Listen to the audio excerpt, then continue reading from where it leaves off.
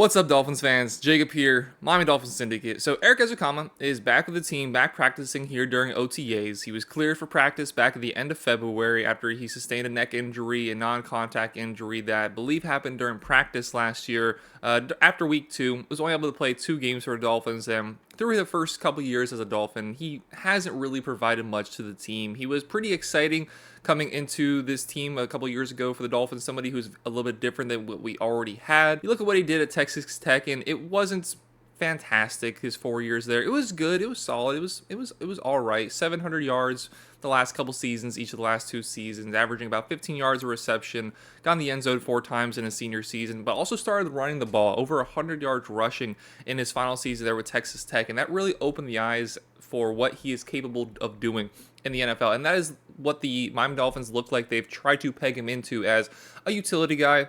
We know with Mike McDaniel over in San Francisco, obviously he had Deebo Samuel, somebody that can do so many things for you on the offensive side of the ball. He can run the ball, he can catch the ball, he can line up in the backfield, out wide, in the slot. You can line him up all over the field on offense, and I think that's what Mike McDaniel has tried to do with Erik Ezukanma, and it certainly hasn't worked quite yet. And there's a few reasons why, and I am concerned about whether he will ever truly be able to succeed for the Miami Dolphins. And first off, is that neck injury that he sustained back in college. I was trying to look. I looked before making this video, trying to find news about what happened when he sustained that neck injury, and I just could not find anything. It did not happen on the field. I saw one report saying it may have happened during a spring game or spring practices. However, there's no clear-cut answer as to what actually happened to Erik Ezukanma to cause this injury in the first place, and then that injury coming back up last year and forcing him to miss the entire season post week 2. That is big. That is huge. There's non-contact injuries that are fixable, that are doable. There are the ACLs, there are Achilles that certainly stink. It's certainly,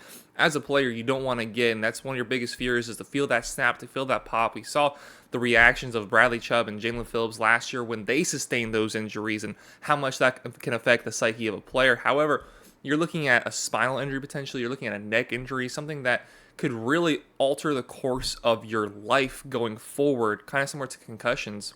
That if you sustain enough neck injuries, you could be hampered so many ways going forward for the rest of your life, not just in the football world. So that is huge. That he had 2 of those in less than 5 years, and the one last year was able to keep him out from the team the entirety of the season. This is something that's probably not going to go away. If it just randomly popped up week 2 last year and held him out the rest of the season, and something that he's had before, it's an injury that you can't necessarily fix, especially when, just based off reports, nobody's quite 100% sure what it is that's causing that and what it was that led to this injury in the first place. So I am concerned on the injury front. What is his career going to look like, and his ability to stay healthy?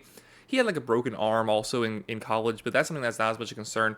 An injury like that is almost phantom, that you don't really know what to do about it. You don't know how to avoid it. You don't know how to play around it. You can't really play around it. So that is something that's going to, I'm sure, keep affecting Erik Ezukanma for the rest of his career. And then you also just look at what the Miami Dolphins have brought in and will continue to bring in. You look at the pass catchers the Dolphins have brought in and just the offensive weapons in general in this offseason. We're looking at Jonnu Smith, Odell Beckham, drafting Jalen Wright, Malik Washington, Taj Washington, and continuing to do so. I'm sure year in, year out, the Dolphins will be trying to get as much playmakers around Tua as possible, as that is clearly what the recipe is for the Dolphins to win and for this offense to succeed. It's just getting as much guys around Tua as humanly possible. And when you do that, it's very easy for guys on the fringes to just slowly find themselves drifting down that depth chart, even if it's something that is not really much of a fault of his own. When Erik Ezukanma has been on the field, we've seen some electricity from him. We've seen the utility guy that he can be, the ability to get the ball in the backfield and make a play. You know, the biggest play he made last year was just drawing a pass interference call, but he's a little bit bigger than what we got. He's pretty skinny, but he's agile. He's got a good athletic frame. There is traits to like about him, but he is unable to stay on the field and unable to perform. And the Dolphins are a team that's blessed on offense and blessed with the offensive play caller that, look, as long as you're on the field, they feel confident that they can just make something out of you. They can bring out the best of your ability as a offensive weapon, as an offensive skill position player. Whether you're running back, fullback, wide receiver, tight end, there's a role for everybody in this offense to succeed offensively. When you're not on the field for one reason or another, you're just continue to find yourself falling more and more down that depth chart.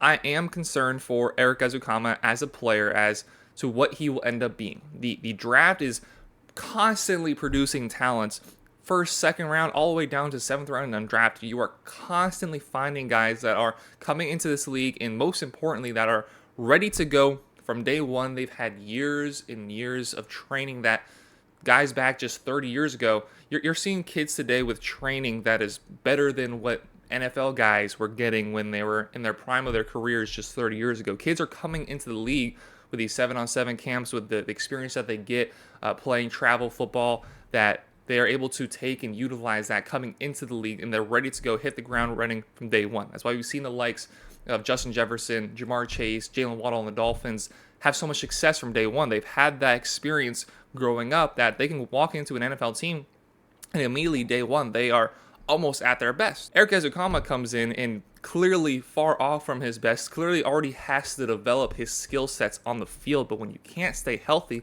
that doesn't let you then develop your skills on the field. I know he can be a very good player for this Dolphins team if he's able to stay healthy and this team is able to work with him and find his niche, find the one thing for this team that he can do well.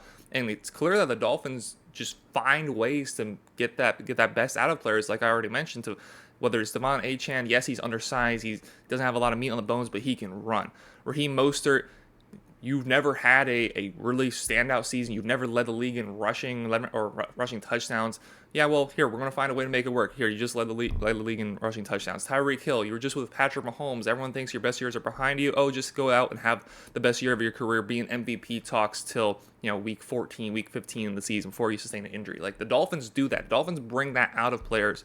And if they're not able to do it with Erik Ezukanma for injury, for one reason or another, I don't think he's going to go find success on any other team. I don't think any other team is going to be able to take him and get the best out of him.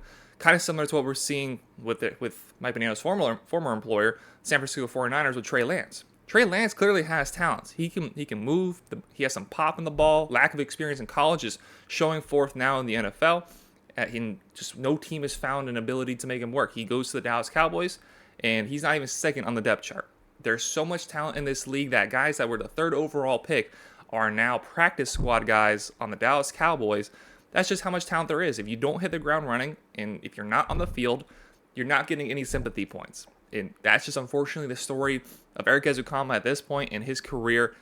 I have pretty major doubts as to whether he will ever amount to much, at the very least for the Miami Dolphins. And if he can't amount to much for us, then just in general for the rest of his career, I don't know. I hope the best for him. Let me make that clear. I really hope he does turn things around. I do, and I hope he is he does become the weapon the Miami Dolphins want him to be, somebody that they can just deploy all over the field, do whatever they want. But just as it stands, with his injury, with his inability to get on the field, and with just an assortment of riches around him at all the major positions on the offensive side of the ball, I am concerned. I do have my doubts as to whether he will ever reach his true peak potential here on the Miami Dolphins.